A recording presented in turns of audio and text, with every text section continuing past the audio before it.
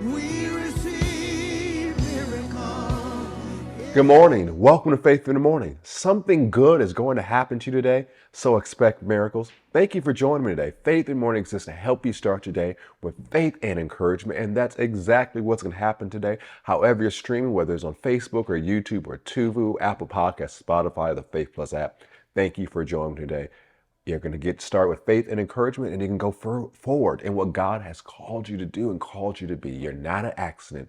You matter. You're here on purpose. You're here for such a time as this, and God has a plan for your life.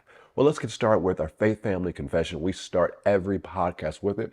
You can find your description in, you can find this confession in the description on social media or in the show notes on Apple Podcasts and Spotify. Say it with me. Say, I'm the salt of the earth. I'm the light of this world.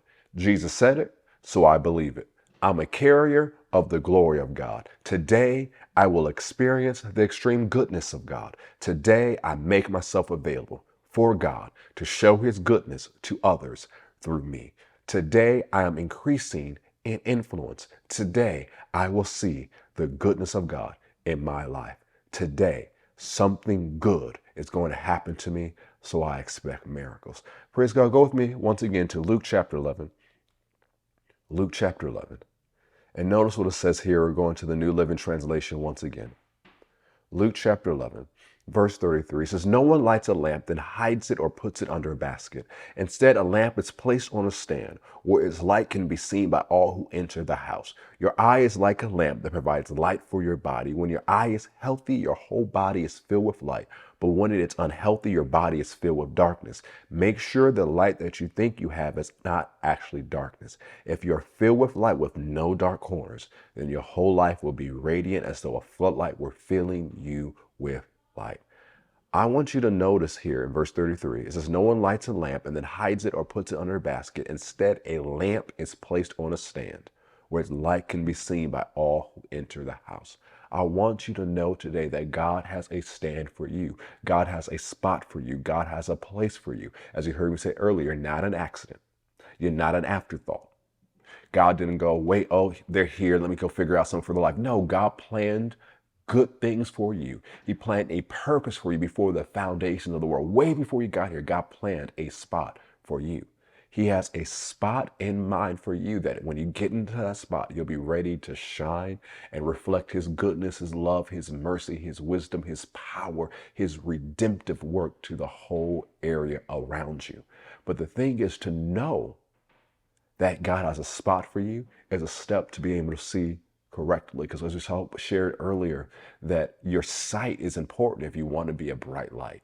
But some people's sight is cloudy because they think, well, God doesn't have a spot for me. I'm just here taking up air. I'm just in an accident. I'm just a this. I'm just a that. And they get down on themselves, maybe because some people have told them, or maybe because they failed, or maybe because they've been canceled, and they get really down on themselves and think, well, God can't use me. I've done too many bad things, or I'm not important.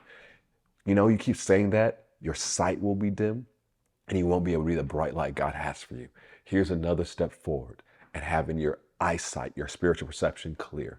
Know that God has a plan for your life.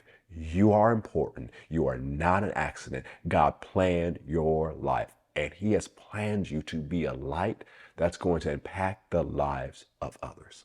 So know that today. As you go throughout this day, know that you are planned by God. You are special to him, and he has good plans for your life. Know that something good is going to happen to you today, so expect miracles. Make plans to join us for our 21 days of fasting, November 1st through November 21st.